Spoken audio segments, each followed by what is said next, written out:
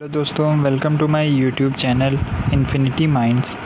आज हम आपको जो क्लास 12th केमिस्ट्री का एनसीईआरटी सिलेबस के अकॉर्डिंग यूपी बोर्ड में आने वाला जो चैप्टर है बायोमोलिक्यूल्स, उस चैप्टर को आज हम आपको एक्सप्लेन करेंगे। ये चैप्टर जैसा कि कई डिफरेंट पार्ट्स में एक्सप्लेन किया गया है, जैसे कि कई टाइप के डिफरेंट बायोमोलिक्यूल्स होते हैं जो हमारी बॉडी में ऑलरेडी प्रेजेंट होते हैं, उनमें से कुछ जो हम डिफरेंट एक्सटर्नल सोर्सेज द्वारा अपनी बॉडी में इनटेक करते हैं। तो ऐसे कई डिफरेंट बायोमोलिक्यूल्स हैं जो हम अपनी बॉडी में या तो बाहर से इनटेक करते हैं या फिर वो हमारी बॉडी में ऑलरेडी प्रेजेंट होते हैं, जो कि रिस्पॉन्सिबल रहते हैं जो मेटाबॉलिक प्रोसेस या फिर जो बायोकेमिकल रिएक्शंस हमारी बॉडी में टेक्स प्लेस होती हैं, यानी कि जो बायोकेमिकल रिएक्शंस हमारी बॉडी में प्रोसेस में होती हैं, वो रिएक्शंस असल में इन बायोमोलिक्यूल्स के ही पार्टिसिपेशन के वजह से होती है। तो बायोमोलिक्यूल्स कई डिफरेंट टाइप्स के होते हैं। बायोमोलिक्यूल्स को जैसे कि कई डिफरेंट पार्ट्स में क्लासिफाई करके इस चैप्टर में बताया गया है, लेकिन आज हम आपके लिए इस चैप्टर का विटामिन पार्ट जो है, यानी बायोमोलिक्यूल्स में जो विटामिन्स होते हैं उनको एक्सप्लेन करेंगे। लेकिन उससे पहले हम जान लेते हैं, जैसा कि ये चैप्टर इसी पे बेस्ड है, इसलिए पहले बायोमोलिक्यूल्स को समझ लेना ज़्यादा ज़रूरी है। तो क्या होते हैं बायोमोलिक्यूल्स, ध्यान देंगे। According to Lavoisier, life is a consequence of several complex chemical reactions. In all the living beings, some specific chemical reactions do occur and they are in dynamic equilibrium with each other. These reactions are called metabolic reactions. If these reactions stop or equilibrium among them is disturbed, it causes death. Specific characteristics of living beings are due to these chemical reactions. जैसे कि example में दिया है, living beings move from one place to another place और their part move under any stimulus, energy is consumed in these reactions. Similarly living beings increases their biomass. A number of compounds made by some fundamental elements take part in these reactions. These elements, which are essential in metabolic reactions, are supplied through food.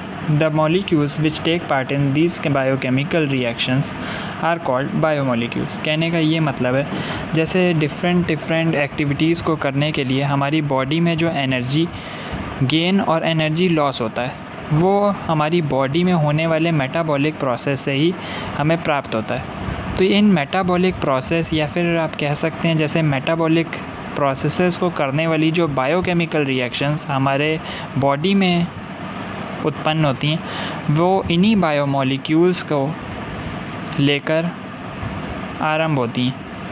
ये biomolecules ही उन biochemical reactions के लिए responsible होते हैं। तो biomolecules को जैसा कि इन डिफरेंट पार्ट्स में डिवाइड किया गया है, ये कैटेगरीज़ हैं various different parts of biomolecules. पहला है carbohydrates, second the proteins, third enzymes, fourth lipids, fifth hormones, sixth vitamins and seventh nucleic acid. इस चैप्टर में इन्हीं सारे बायोमोलिक्यूल्स के बारे में एक्सप्लेन किया गया है। तो सबसे पहले आज हम इस चैप्टर के विटामिन पार्ट को एक्सप्लेन करेंगे, क्योंकि विटामिन्स जो हैं उनका क्लासिफिकेशन और केवल नेमिंग और उनके सोर्सेज और उनसे होने वाली डिजीज़ेस, इतना ही आपके इस चैप्टर में इम्पॉर्टेंट है और ये बहुत ज़्यादा बड़ा टॉपिक नहीं है, इसलिए आज इस वीडियो में हम पहले विटामिन के पार्ट को ही एक्सप्लेन करेंगे। तो चलते हैं विटामिन वाले पार्ट पे। तो सबसे पहले हम जान लेते हैं कि असल में विटामिन्स होते क्या हैं। For the first time funk 1912 use the word vitamin, यानी 1912 ईस्वी में फंक नामक एक व्यक्ति ने सबसे पहले विटामिन नामक शब्द का इस्तेमाल किया था। The term is derived from the Latin word, जैसा कि आप यहाँ देख रहे हैं। विटामिन वर्ड कहाँ से उत्पन्न हुआ, उसकी उत्पत्ति को लेकर भी यहाँ पर बताया गया। तो जो वर्ड है विटामिन, वो असल में vita is equals to life plus amine, यानी विटामिन की जो स्पेलिंग है उस विटामिन वर्ड को बनाने के लिए दो डिफरेंट वर्ड्स का इस्तेमाल किया गया है जो कि लैटिन भाषा से उत्पन्न हुए हैं। वीटा जिसका मतलब होता है लाइफ, और एमाइन जब उस एमाइन शब्द में से जो एंडिंग लेटर ई है, यानी उस एमाइन शब्द में से जो लास्ट का लेटर ई है उसे हटा दिया जाए तो जो वर्ड विटामिन है वो बनता है। तो ये तो हो गई विटामिन की उत्पत्ति और विटामिन के जो बारे में सबसे पहले जिस व्यक्ति ने विटामिन शब्द का वर्णन किया था उसके बारे में डिस्क्राइब।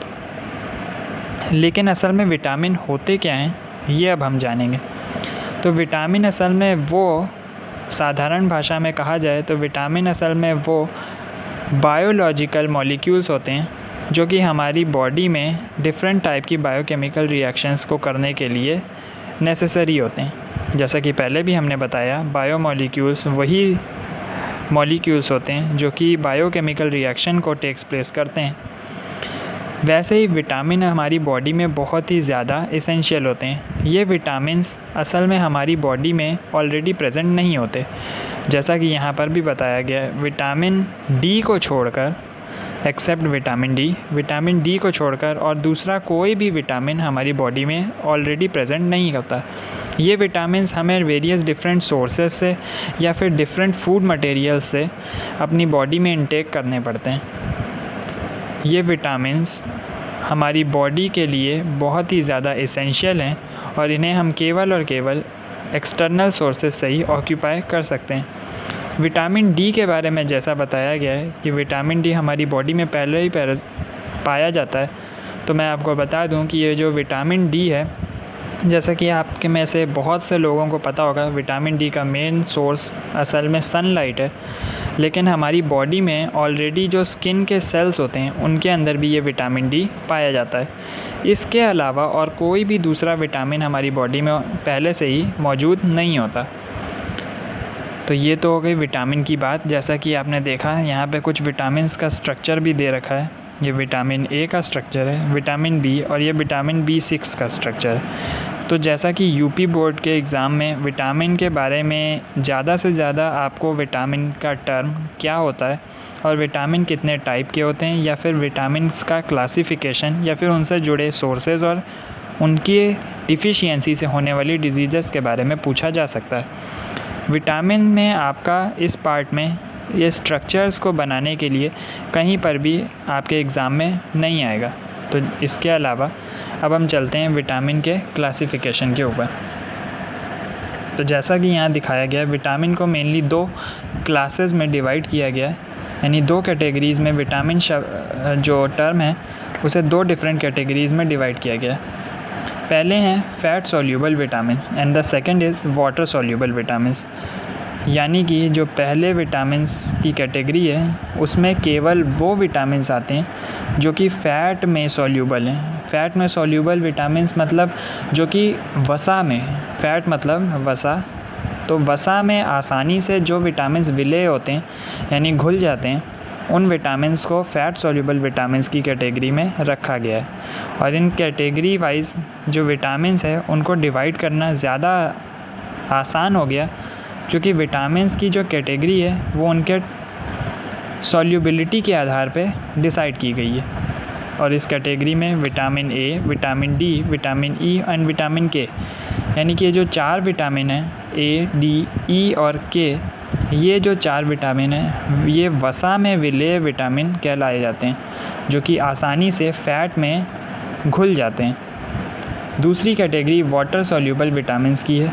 ये विटामिन्स वो होते हैं जो कि आसानी से पानी में विलेय होते हैं, यानी पानी में आसानी से ये विटामिन्स अगर घोले जाएं तो आसानी से ये विटामिन्स पानी में घुल सकते हैं।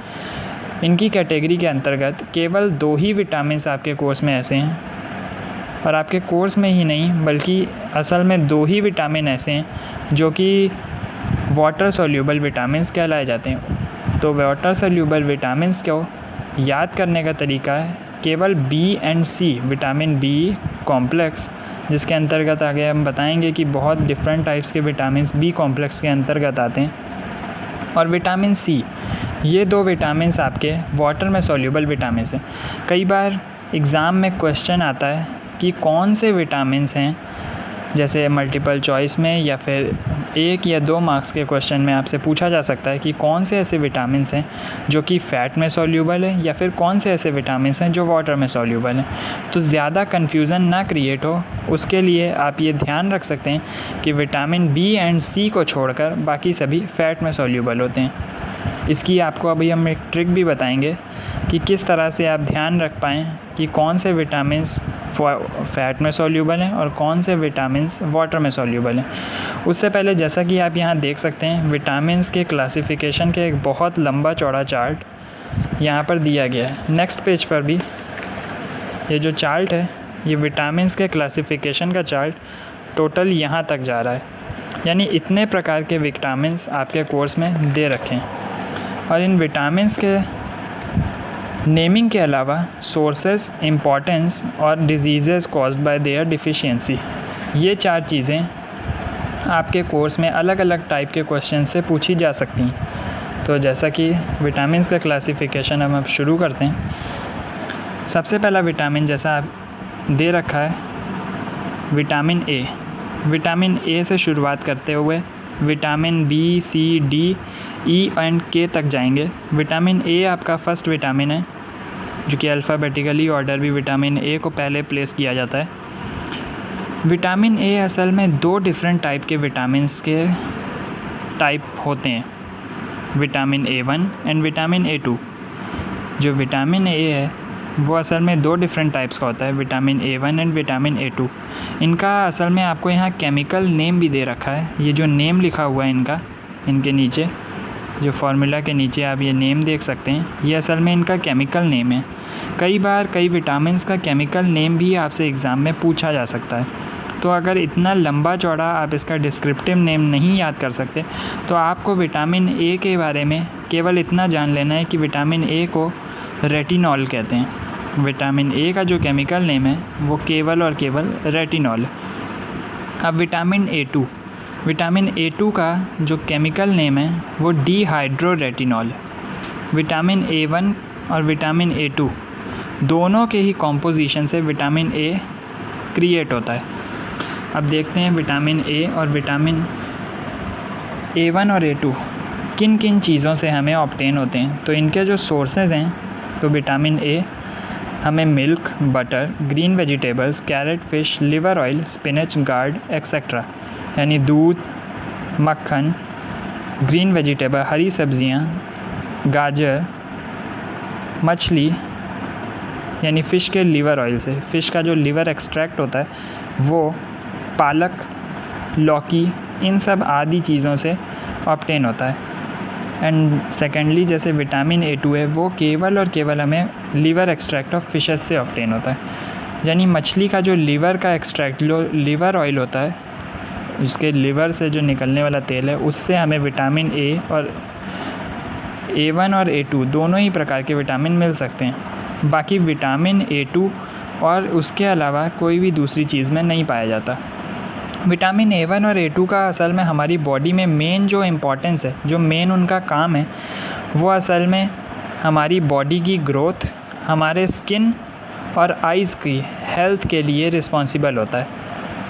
विटामिन A1 और A2 यानी टोटली कहें तो विटामिन ए जो है वो हमारी बॉडी में उसकी ग्रोथ और बॉडी में हमारे आइज़ और स्किन के लिए अच्छी हेल्थ बनाता है।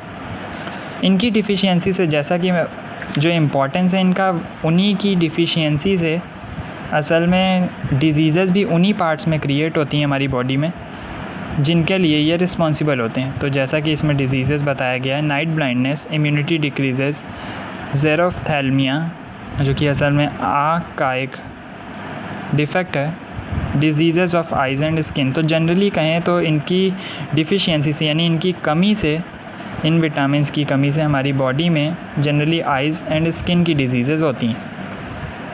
अब vitamin B complex, second vitamin है विटामिन बी कॉम्प्लेक्स। ये विटामिन बी कॉम्प्लेक्स असल में कई डिफरेंट विटामिन्स का मिक्स्ड कॉम्प्लेक्स स्ट्रक्चर है, तभी इसे विटामिन बी कॉम्प्लेक्स कहा गया है। जैसा कि आप देख रहे हैं टोटल 12 विटामिन्स, असल में इसके अंतर्गत टोटल 12 केमिकल्स या फिर टोटल 12 विटामिन्स हैं जो कि विटामिन बी कॉम्प्लेक्स के स्ट्रक्चर के अंदर आते हैं। उसके अलावा कुछ और ऐसे दूसरे केमिकल्स या फिर आप दूसरे कंपोनेंट्स कह सकते हैं जो कि विटामिन बी कॉम्प्लेक्स को बनाने के लिए रिस्पॉन्सिबल होते हैं। तो जैसा कि यहाँ दिखाया गया है, a mixture of about 15 vitamins, total 15 vitamins का compound mixture vitamin B complex में होता है। तो देखेंगे जैसे विटामिन बी कॉम्प्लेक्स में सबसे पहले विटामिन B1 आता है। विटामिन B1 उसका जो केमिकल नेम है वो असल में थायमीन या aneurin hygroscopic colourless crystalline solid having odour like yeast. इतना लंबा जो आपकी ये प्रॉपर्टी विशेषता है इसकी वो ना याद करते हुए केवल हम इतना ध्यान रखेंगे कि विटामिन B1 का जो केमिकल नेम है वह थायमीन या एनेयूरिन होता है। विटामिन B2 का केमिकल नेम राइबोफ्लेविन या लैक्टोफ्लेविन। विटामिन B2 को राइबोफ्लेविन या फिर लैक्टोफ्लेविन कहा जाता है। विटामिन B3 इसे पेंटोथीनिक एसिड कहते हैं। विटामिन B3 आपका पेंटोथीनिक एसिड कहलाता है। विटामिन B4 के बजाय यहाँ पे असल में एक एसिड का नाम दिया गया है। ये एसिड भी विटामिन बी कॉम्प्लेक्स के स्ट्रक्चरल कंपोनेंट में आता है। ये एसिड असल में विटामिन बी कॉम्प्लेक्स को बनाने के लिए नेसेसरी कंपोनेंट है। फॉलिक एसिड, इस फॉलिक एसिड को आप जनरली इसके नॉर्मल नेम से ही याद करेंगे क्योंकि इसका जो केमिकल नेम है वो ज़्यादा नहीं पूछा जाता। Vitamin H, vitamin B complex में विटामिन H असल में एक ऐसा विटामिन है जो कि बी कॉम्प्लेक्स में किसी दूसरे लेटर का विटामिन है। इसका जो केमिकल नेम है वो है बायोटिन। विटामिन बी कॉम्प्लेक्स में विटामिन H का जो केमिकल नेम है वो है बायोटिन। विटामिन B5 का केमिकल नेम निकोटिनिक एसिड और नायसिन है। इस विटामिन को असल में विटामिन P भी कहा जाता है। यानी अगर आपसे कोई पूछे कि विटामिन बी कॉम्प्लेक्स में कौन सा ऐसा विटामिन है जिसका नाम विटामिन PP है, तो आप विटामिन B5 लिख सकते हैं। इसके अलावा इसका केमिकल नेम निकोटिनिक एसिड या फिर नियासिन है।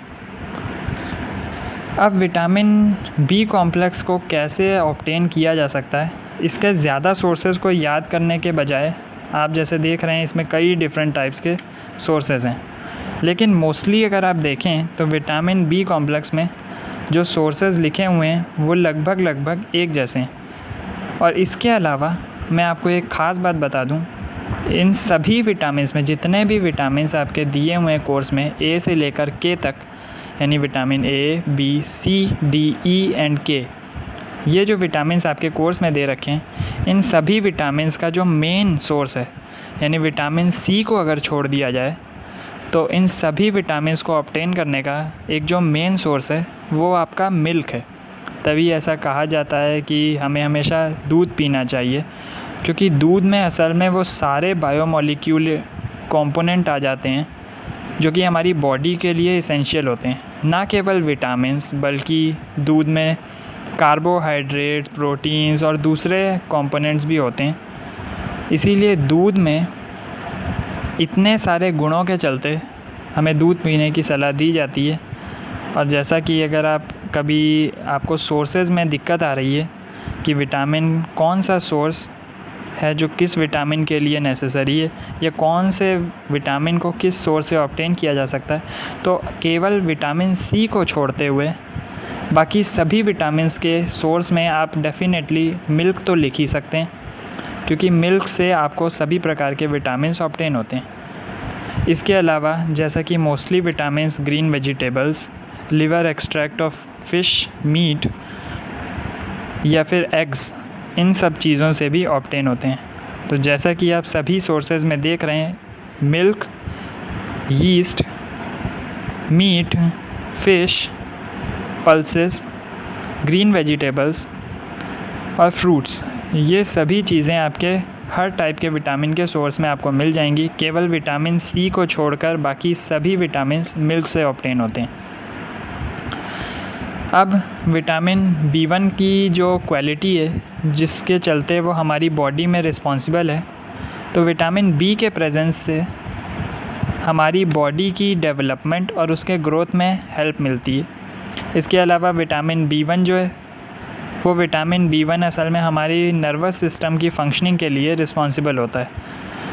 विटामिन B2 हमारी बॉडी में जैसा कि बताया ग्रोथ फैक्टर के लिए रिस्पॉन्सिबल होता है। तो टोटली विटामिन बी कॉम्प्लेक्स से हमारी बॉडी का अच्छा खासा ग्रोथ प्रोसेस होता है। विटामिन B3 ये भी हमारी बॉडी में ऑक्सीडेटिव को मेटाबॉलिज्म, जैसा कि इसमें लिखा है, ऑक्सीडेटिव मेटाबॉलिज्म के लिए रिस्पॉन्सिबल है। ऑक्सीडेटिव मेटाबॉलिज्म जैसा कि हमारी बॉडी में ऑक्सीडेशन और various reduction reactions takes place होती हैं, तो उसमें विटामिन B3 जो है वो हमारी बॉडी में पाए जाने वाले सब्सटेंसेस और हम जो खाना खाते हैं उनके ऑक्सीडेशन प्रोसेस में विटामिन B3 रिस्पॉन्सिबल होता है। फॉलिक एसिड असल में हमारी बॉडी में वो विटामिन या वो बी कॉम्प्लेक्स का सोर्स है जो कि ट्यूमर और कैंसर जैसी बीमारियों के लिए हेल्पफुल होता है। ट्यूमर और कैंसर जैसी बीमारियों के इलाज में फॉलिक एसिड से बनने वाली दवाइयाँ ही इस्तेमाल की जाती हैं। Vitamin H helps in the growth of micro organisms and yeast. हमारी बॉडी में जो माइक्रो ऑर्गेनिजम्स और यीस्ट, कुछ यीस्ट ऐसे होते हैं जो हमारी बॉडी में हेल्पफुल होते हैं और कुछ नहीं। जैसा कि हम यीस्ट जो है कई प्रकार के फूड आइटम्स में भी डालते हैं, वो यीस्ट हमारी बॉडी के लिए लाभदायक होते हैं। तो इस प्रकार के माइक्रो ऑर्गेनिजम्स और यीस्ट हमारी बॉडी में विटामिन H के द्वारा ही उत्पन्न होते हैं। Vitamin B5 essential component of DNA required for oxidative metabolism. DNA के ऑक्सीडेटिव मेटाबॉलिज्म, DNA का जो ऑक्सीडेटिव मेटाबॉलिज्म है यानी उसके जो वेरियस प्रोसेसेस हैं उसमें विटामिन B5 रिस्पॉन्सिबल होता है। अब इन विटामिन से होने वाली डिजीज़ेस, यानी कि अगर हमारी बॉडी में कभी इन विटामिन्स की कमी हो, जो डिफिशियंसी से डिजीज़ेस होती हैं, उनके बारे में जानेंगे। विटामिन B1 यानी विटामिन B1 की डिफिशियंसी से बेरी नामक बीमारी विटामिन B1 की कमी होने से होती है। विटामिन B2 की कमी होने से हमारी बॉडी में स्वेलिंग आ जाना या फिर स्किन के डिसऑर्डर्स होते हैं या फिर हमारी बॉडी में जैसे ग्रोथ रुक जाती है, तो वो विटामिन B2 के चलते होती है। विटामिन B3 की कमी हो जाने से हमारी बॉडी में डर्मेटाइटिस नामक बीमारी हो सकती है।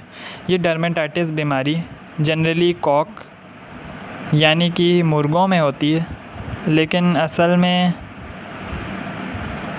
ये बीमारी मुर्गों से भी कई बार हमें हो सकती है। जो मुर्गे होते हैं, जैसे कि जो लोग नॉनवेज खाते हैं, और इसके सोर्सेज में भी लिखा हुआ है ज़्यादातर लिवर, एग्स, मीट, किडनीज़, इस टाइप की चीज़ें इसके सोर्सेज में भी लिखी हैं। तो जैसा जनरली अगर हम इन सोर्सेज से विटामिन B3 को ऑब्टेन कर रहे हैं और B3 विटामिन की डिफिशियंसी से हुए वाले मीट को अगर हम अपनी बॉडी में ले लेते हैं या खा लेते हैं, तो उस वजह से भी ये बीमारी, डर्मेटाइटिस की बीमारी हमें हो सकती है। या फिर जनरली B3 विटामिन के डिफिशियंसी से हमारी बॉडी में डर्मेटाइटिस बीमारी हो सकती है। फॉलिक एसिड रिस्पॉन्सिबल है। अगर हमारी बॉडी में फॉलिक एसिड की कमी होती है तो हमें अनीमिया जैसी बीमारी हो सकती है। सिकल सेल अनीमिया या फिर नॉर्मल जो अनीमिया है, वो बीमारियां हमें फॉलिक एसिड की कमी से हो सकती है। विटामिन H की कमी से भी स्किन डिजीज़ेज़ होती हैं, वो वेरियस टाइप्स की हो सकती हैं।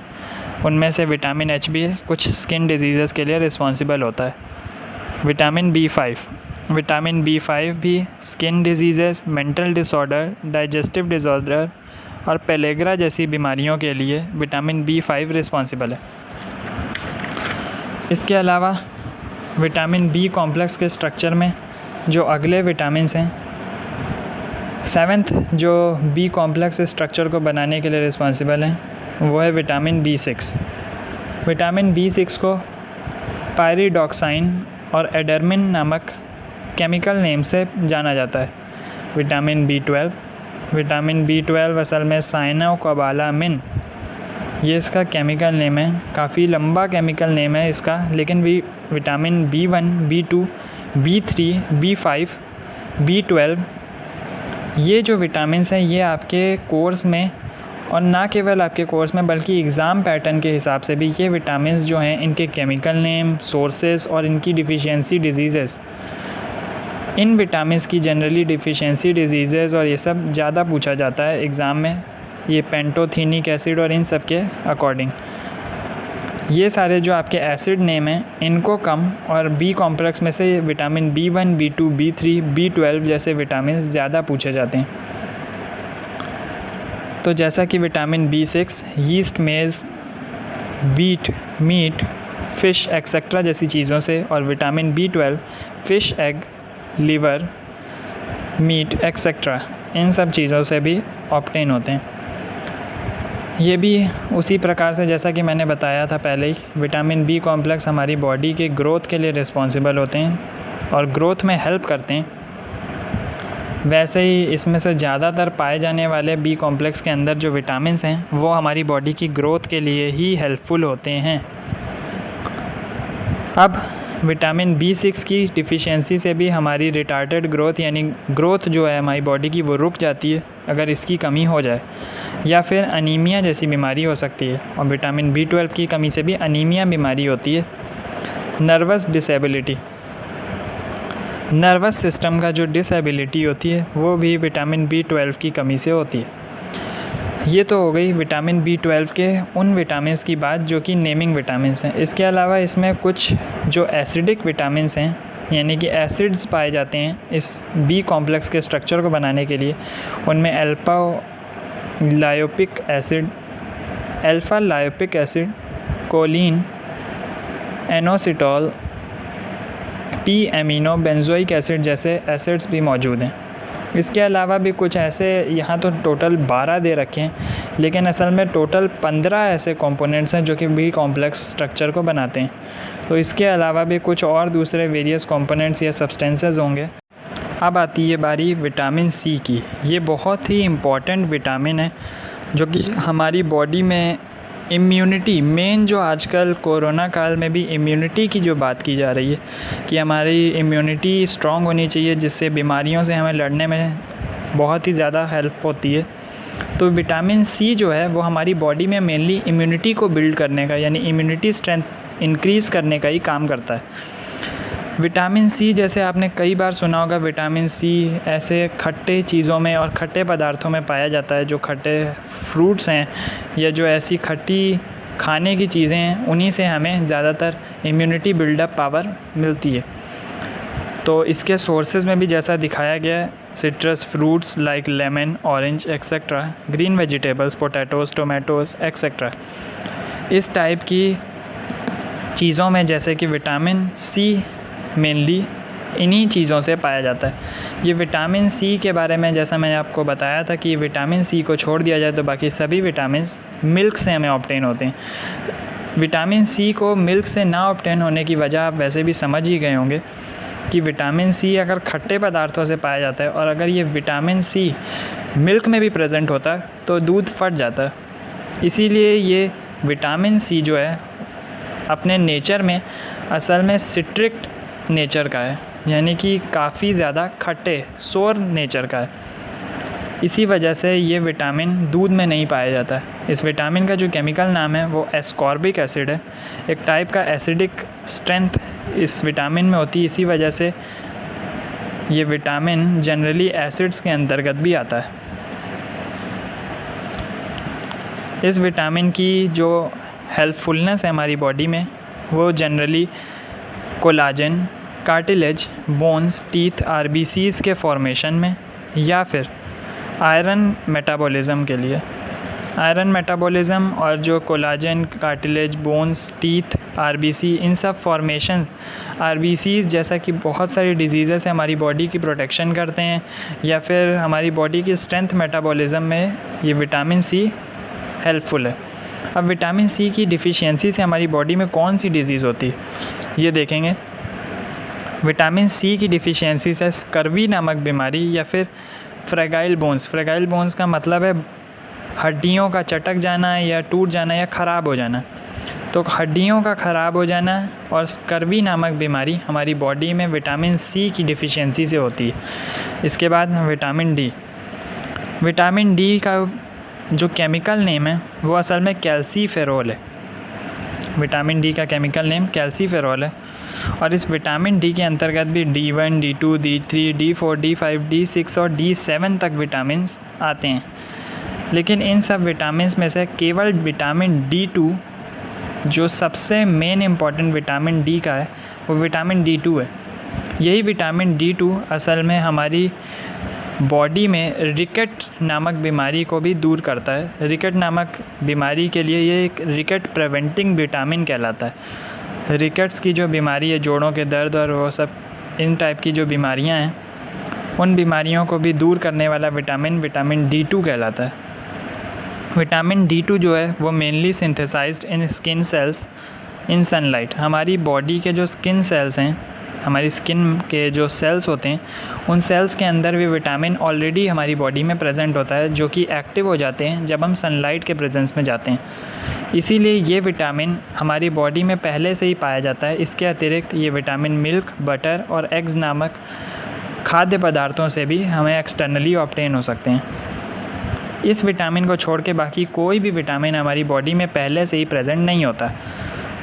विटामिन डी का जो मेन काम है वो हमारी बॉडी में कैल्शियम और फॉस्फोरस जैसे केमिकल्स को, या कैल्शियम और फॉस्फोरस जैसे जो एलिमेंट्स हैं हमारी बॉडी में, उनको बढ़ाना, टीथ और बोन्स को स्ट्रॉन्ग करना, या फिर रिकेट प्रिवेंटिंग, जैसे मैंने आपको बताया एंटी रिकेटिंग विटामिन कहा गया है इसे। तो हमारी बॉडी में रिकेट की बीमारी को प्रिवेंट करने का काम विटामिन D2 का होता है। अब जैसा कि रिकेट की बीमारी को ये दूर करता है, तो अगर ये हमारी बॉडी में कम हो जाएगा या फिर हमारी बॉडी में विटामिन डी की कमी हो जाए, तो जो रिकेट की बीमारी है वही हमारी बॉडी पे अटैक करेगी, जिसकी वजह से इनकी डिफ़िशियंसी से होने वाली डिज़ीज़ भी रिकेट ही है। उसके अलावा हमारी बॉडी में टीथ और बोन्स की फ्रेगाइल, यानी टीथ और बोन्स हड्डियाँ जो हैं और जो दांत हैं, उनके टूटने के पीछे भी ज़्यादातर विटामिन सी या फिर विटामिन डी रिस्पॉन्सिबल होते हैं। इसके अलावा विटामिन ई का केमिकल नेम जो है वो अल्फ़ा टोकोफेरोल है। अल्फ़ा टोकोफेरोल इस विटामिन ई का केमिकल नेम है। Mixture of alpha, beta, gamma etcetera tocopherols की जो जो इसकी कंपोनेंट चेन है वो विटामिन ई के सारे डिफरेंट मिक्सचर्स में होती है। ये विटामिन ई हमारी बॉडी में गेहूँ, वीट के स्प्राउट्स, जब उसमें स्प्राउट्स निकल आते हैं तो वो वाले स्प्राउटेड वीट के जो बीन्स हैं वो खाने से हमारी बॉडी में विटामिन ई ऑब्टेन हो सकता है। या फिर हम विटामिन ई, आजकल तो मार्केट में विटामिन ई, डी, इन सब के जो टैबलेट्स या फिर इनके कैप्सूल्स आते हैं उनसे भी हम ऑब्टेन कर सकते हैं, लेकिन वो बहुत ही रेयर केस में हमें लेने चाहिए, क्योंकि नॉर्मली हमारे फूड सब्सटेंसेस से हमें ये विटामिन्स ऑब्टेन हो सकते हैं। इसके अलावा sunflower oil, eggs, meat etcetera जैसी चीज़ों से भी ये विटामिन ई हमें मिलता है। विटामिन ई का मेन काम हमारी बॉडी में रिप्रोडक्टिव सिस्टम को इंक्रीज़ करना होता है। रिप्रोडक्टिव सिस्टम जो है हमारी बॉडी में, उसकी फंक्शनिंग और उसकी स्ट्रेंथ को इंक्रीज़ करने के लिए विटामिन ई रिस्पॉन्सिबल होता है। या स्टेरिलिटी जैसी जो प्रॉब्लम है वो हमारी बॉडी में विटामिन ई की कमी से होती है। स्टेरिलिटी के बारे में मैं आपको बता दूं, ये जो स्टेरिलिटी है ये असल में हमारी बॉडी में प्रजनन क्षमता, रिप्रोडक्टिव पावर जो है हमारी बॉडी की, जनन क्षमता या प्रजनन क्षमता, उस क्षमता को हमारी बॉडी में जो कम करती है, वही जो प्रॉब्लम है वो स्टेरिलिटी कहलाती है। तो अगर हमारी बॉडी में विटामिन ई की कमी हो जाती है तो हमारी बॉडी का जो प्रजनन दर होता है वो कम हो जाता है, और ये विटामिन ई की जो कमी है वो धीरे धीरे एज के अकॉर्डिंग कम होती चली जाती है, जिसकी वजह से हमारा प्रजनन दर या रिप्रोडक्टिव पावर जो है वो डिक्रीज़ होती जाती है। अब विटामिन के, जो आखिरी विटामिन है वो विटामिन के है। ये विटामिन K1 और K2 जैसे 2 विटामिन्स के मिक्सचर में पाया जाता है, लेकिन इसमें विटामिन K1 ज़्यादा इम्पॉर्टेंट है हमारी बॉडी के लिए। विटामिन के का जो केमिकल नेम है वो है फाइलोक्विनोन। फाइलोक्विनोन असल में इसका केमिकल नेम है। अब विटामिन के पालक, गाजर, गोभी, अल्फ़ा एक्सेट्रा। अल्फ़ा एक टाइप की जो है टैबलेट है, उससे या फिर पालक, गाजर और गोभी जैसी चीज़ों से भी हमें विटामिन के ऑब्टेन होता है। अब विटामिन के हमारी बॉडी में मेनली ब्लड की क्लॉटिंग के लिए रिस्पॉन्सिबल होता है। विटामिन के से हमारी बॉडी में जो ब्लड जैसे कभी निकल आता है हमारी बॉडी के किसी पार्ट से, तो वो आसानी से क्लॉट ना हो पाए, तो हमारी बॉडी में विटामिन के की जो है डिफ़िशियंसी यानी विटामिन के की कमी की वजह से हमारी बॉडी में ब्लड जल्दी कोगुलेट या फिर ब्लड जल्दी क्लॉट नहीं हो पाता है। तो ब्लड की क्लॉटिंग के लिए विटामिन के बहुत ही ज़्यादा ज़रूरी है, जिससे कि हमारी बॉडी में से जो बहने वाला ब्लड है या किसी भी चोट के चलते अगर ब्लड हमारी बॉडी से रिलीज़ हो रहा है तो वो ब्लड जल्द से जल्द वहीं जम जाए और क्लॉट हो जाए उसके लिए विटामिन के बहुत ही ज़्यादा आवश्यक है। विटामिन के की डिफ़िशियंसी से जैसा कि मैंने बताया डिलेड कोगुलेशन ऑफ ब्लड लिखा है यहाँ। ब्लड का जो कोगुलेशन है यानी कि जो ब्लड का कह सकते हैं क्लॉट जमता है, जो थक्का, जो खून का थक्का हमारी किसी पार्ट में से ब्लड निकल रहा है अगर, और वहाँ खून का थक्का जमता है, तो अगर हमारी बॉडी में विटामिन के की जो मात्रा है वो कम होगी तो वहाँ पे आसानी से ब्लड क्लॉटिंग नहीं हो पाएगी। तो ब्लड क्लॉटिंग के लिए हमारी बॉडी में विटामिन के बहुत ही ज़्यादा ज़रूरी है। तो इस प्रकार से जो डिफरेंट टाइप्स के विटामिन्स हैं उनके बारे में हमने पढ़ लिया और उनके क्लासिफिकेशन के बारे में भी हमने जान लिया। वो आपका विटामिन ए, जिसका chemical name retinol. Vitamin A2 जिसका chemical name dehydroretinol. Vitamin B complex जिसके अंतर्गत विटामिन B1, थायमीन और Na यूरिन। Vitamin B2 riboflavin. Vitamin B3 pantothenic acid. Folic acid जिसे पेट्रोइल ग्लूटामिक एसिड कहते हैं। ये वाला विटामिन वैसे जनरली आपके कोर्स में नहीं आएगा, फिर भी अगर आप चाहें तो इसका जो लंबा चौड़ा नाम दिया गया है पेट्रोइल ग्लूटामिक एसिड, ये आप याद कर सकते हैं। Vitamin H, biotin, vitamin B5, nicotinic acid,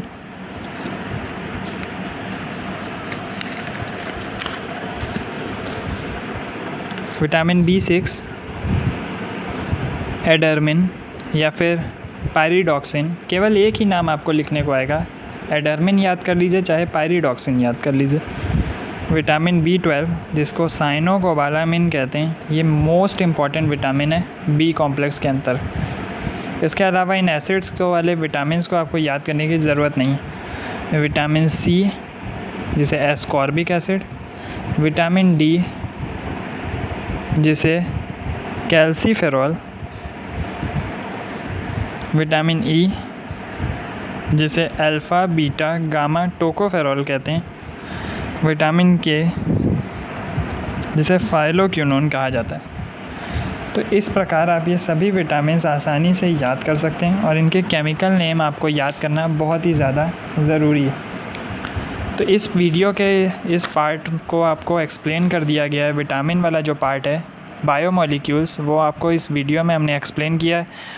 और जैसा कि अगले पार्ट्स जैसे carbohydrate, proteins, nucleic acid, DNA, RNA, lipids, hormones, ये सब जो पार्ट्स हैं आपके इस चैप्टर में बायोमोलिक्यूल्स के, वो हम दूसरी वीडियोस में एक्सप्लेन करेंगे। तो अगर आपको मेरी ये वीडियो अच्छी लगी हो तो प्लीज़ इस वीडियो को लाइक करें, सब्सक्राइब करें मेरे चैनल को इन्फिनिटी माइंड्स चैनल का नाम है। और जल्द से जल्द मैं आपको दूसरी वीडियोस लेकर आऊँगा इस चैप्टर की। और वीडियो को शेयर करें और बने रहें चैनल इन्फिनिटी माइंड्स के साथ। Thank you.